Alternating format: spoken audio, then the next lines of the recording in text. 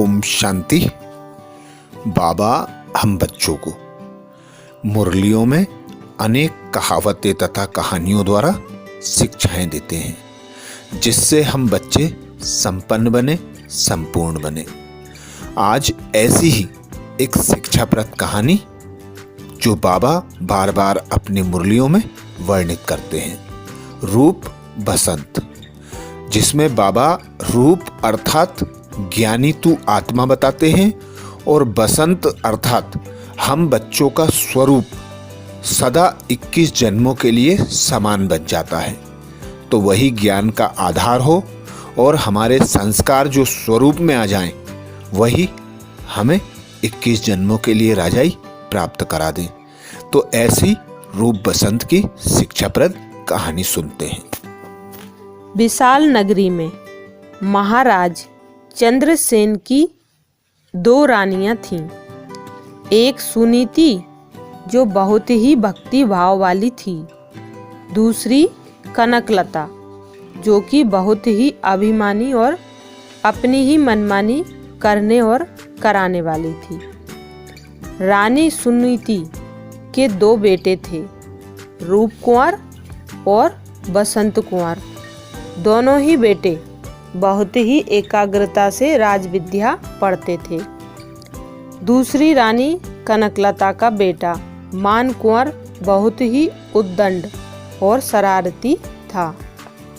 वह पढ़ने की बजाय अपने मित्रों के साथ नगर में सबको परेशान कर अपना रोब जमाने निकल पड़ता था।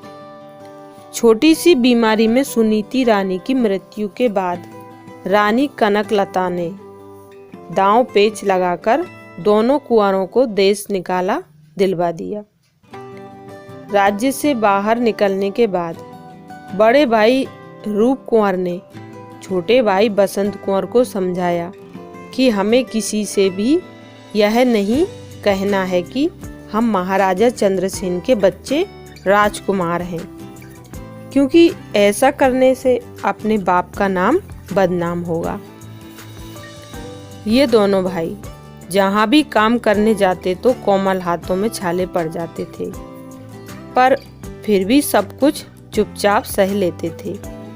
वे जहाँ जहाँ काम करते वहाँ वहाँ दोनों के गुण, बोलचाल, रॉयल्टी, व्यवहार आदि को देख सब यही कहते कि ये कोई साधारण लड़के नहीं लगते हैं, ये तो जैसे राजकुमार लगते हैं। कार्य कराने वाले कभी कभी उनको अपमानित भी करते थे, ज्यादा काम भी कराते थे, परंतु फिर भी दोनों ही कुंवर सदा अपकार करने वालों पर भी उपकार करते थे। वे कभी किसी का काम बिगाड़ते नहीं थे। थोड़ा धन भी वे जरूरतमंदों को दान अवश्य करते थे। कभी भोजन करने बैठे और कोई मांगने वाला आ जाता तो जिसके घर पर काम करते थे वह उनको भगाने की कोशिश करता था, लेकिन रूप बसंत खड़े होकर अपना भोजन उनको दे देते थे।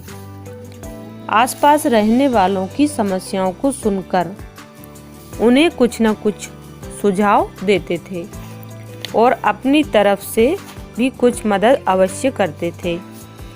पूजा पाठ आदि भी करते थे।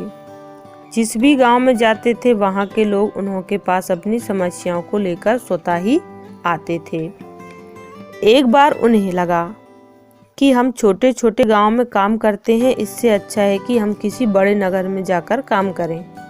यह सोचकर दोनों भाई नगर की ओर चल दिए। चलते चलते घोर जंगल आया और रात हो गई। उन्होंने सोचा कि रात भर यहीं ठहर जाते हैं।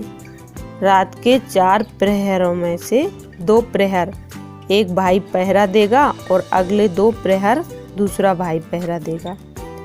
ऐसा निश्चय किया गया। सबसे पहले बड़े भाई रूप कुंवर ने छोटे भाई बसंत कुंवर को सुला दिया। 2 प्रहर पूरे होने पर भी बड़े भाई की छोटे को जगाने की इच्छा नहीं हुई, लेकिन 3 प्रहर पूरे होते होते अचानक बसंत कुंवर की आंखें खुल गईं। आसमान में तारे देखकर उसने कहा, भैया आपने मुझे 3 प्रहर सोने दिया, अब आप आराम से सो जाइए। दिन भर चलने और 3 प्रहर जागरण की थकान के कारण रूप कुंवर गहरी नींद में सो गया। बसंत कुंवर जाग रहा था। उस समय पेड़ पर तोता मैना आपस में बात कर रहे थे कि इस पेड़ पर एक साल में सिर्फ एक ही फल पकता है, लेकिन यह फल ऐसा है कि जो इस फल को तोड़ेगा उसे विषैला नाग डसेगा और जो उसे खाएगा वह सुबह होते ही महाराजा बन जाएगा। लेकिन महाराजा बनते ही वह अपनी पुरानी याददाश्त भूल जाएगा, सिर्फ संस्कार इमर्ज रहेंगे। जब उसे कोई फिर से याद दिलाएगा तभी उसे पुरानी स्मृति आएगी।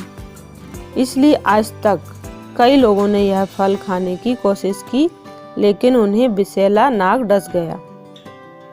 तोता मैना की ये बातें सुनकर बसंत कुंवर के मन में आया कि हम तो दोनों भाई हैं।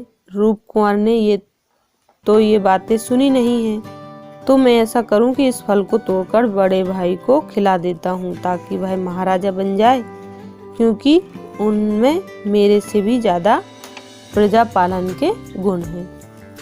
वह प्रजा को बहुत सुखी रखेंगे। त्याग भावना।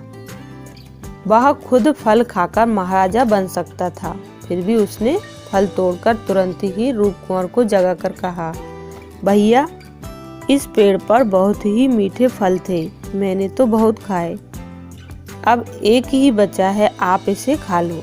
ऐसा कहकर रूप कुंवर को फल खिला दिया। थोड़ी ही देर में एक विषैला नाग आया और बसंत कुंवर को डसकर एक पल में वहां से चला गया। बसंत कुंवर बेहोश हो गया। तब रूप कुंवर उसको उठाकर पास ही बहती हुई नदी के किनारे पर ले गया और दंश वाले भाग पर थोड़ा चीरा लगाकर पांव को बहते पानी में रखा ताकि खून के साथ जहर भी पानी में बह जाए। थोड़ा सा उजियारा होने पर उसे थोड़ी ही दूरी पर नगर दिखाई दिया। वह किसी वैद्य को बुलाने के लिए उस ओर दौड़ पड़ा। उस नगर के राजा को कोई वारिस नहीं था। राजा की मृत्यु के बाद राज पुरोहित ने कहा कि पूरे राज्य के लोग नगर चौक में इकट्ठे हो जाएं और हथिनी जिस पर भी जल कलश रखेगी वही इस राज्य का नया राजा बनेगा। उस अनुसार पूरे ही राज्य के लोग नगर चौक में सुबह होने से पूर्व ही पहुंच गए। दूसरी तरफ रूप कुंवर वैद्य को ढूंढने जब राज्य में गया तो हर घर खाली था। वह जब नगर चौक में पहुंचकर वैद्य से मिलकर उसको अपने साथ चलने की प्रार्थना कर ही रहा था कि उतने में ही हथिनी घूमती घूमती उसी स्थान पर आकर ठहर गई और उसने रूप कुंवर के सिर पर ही जल कलश रख दिया। कलश का जल सिर पर पड़ते ही रूप कुंवर पिछली याददाश्त भूल गया। सिर्फ राजाई संस्कार इमर्ज रहे।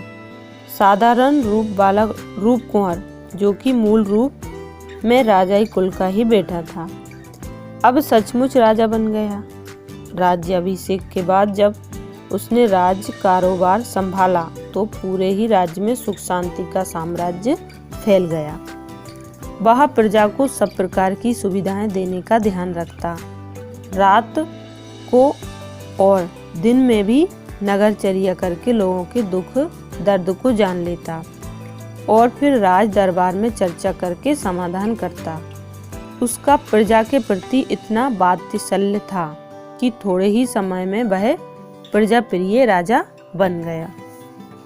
उधर बसंत कुंवर नदी के बहाव में बहता हुआ उसी नगर के घाट के पास पहुंचा। तब कपड़े धोते हुए धोबी ने उसे बचा लिया और प्रयास करके उसे होश में ले आया। ठीक होने पर बसंत कुंवर ने अपने भाई रूप कुंवर को ढूंढने की कोशिश की। उसे पता चला कि वह इसी राज्य का महाराजा है, लेकिन उसे यह भी पता था पक्षी के कहे अनुसार कि रूप कुंवर सारी ही याददाश्त भूल गया होगा और मैं जब याद दिलाऊंगा तभी उसे याद आएगा। इसलिए वह युक्ति रचकर राज्य दरबार में पहुंच गया। और वहाँ जाकर एक गीत सुनाया जिसमें अपनी पूरी जीवन कहानी सुना दी। गीत सुनते सुनते महाराज रूप कुंवर को अपनी पुरानी स्मृति वापस इमर्ज हो गई और वह अपने भाई बसंत कुंवर को पहचान गया। बाद में उसे अपना मंत्री बना दिया और दोनों ही भाइयों ने बड़े ही सुचारू रूप से राज्य कारोबार चलाया। इस कहानी का आध्यात्मिक भाव है, बाबा हम बच्चों को कहते हैं कि बच्चे आप अभी वन बहा में हो, इसलिए रहो साधारण रूप में, लेकिन आपके बोलचाल व्यवहार आदि से सभी को यह लगे कि ये कोई साधारण आत्मा नहीं है, ये तो ईश्वरीय कुल या दैवीय कुल की आत्माएं हैं। जैसे वसंत कुंवर ने सारी बातों का पता होते भी रूप कुंवर को महाराजा बनाया, उसी तरह तुम बच्चों में भी त्याग की भावना होनी चाहिए। जब तुम बच्चे सतयुग में राजा बन जाओगे तब तुम पुरानी याददाश्त जो अभी ईश्वरीय ज्ञान के रूप में है वह भूल जाओगे, लेकिन तुम्हारे दैवीय गुण संस्कारों में इमर्ज रहेंगे। कल्प के अंत में मैं आकर तुम बच्चों को फिर से आदि मध्य और अंत का ज्ञान दूंगा, तब फिर से तुम्हें पुरानी स्मृति इमर्ज हो जाएगी। ऐसी और कहानियाँ प्राप्त करने के लिए चैनल को सब्सक्राइब करें। अच्छा, ओम शांति।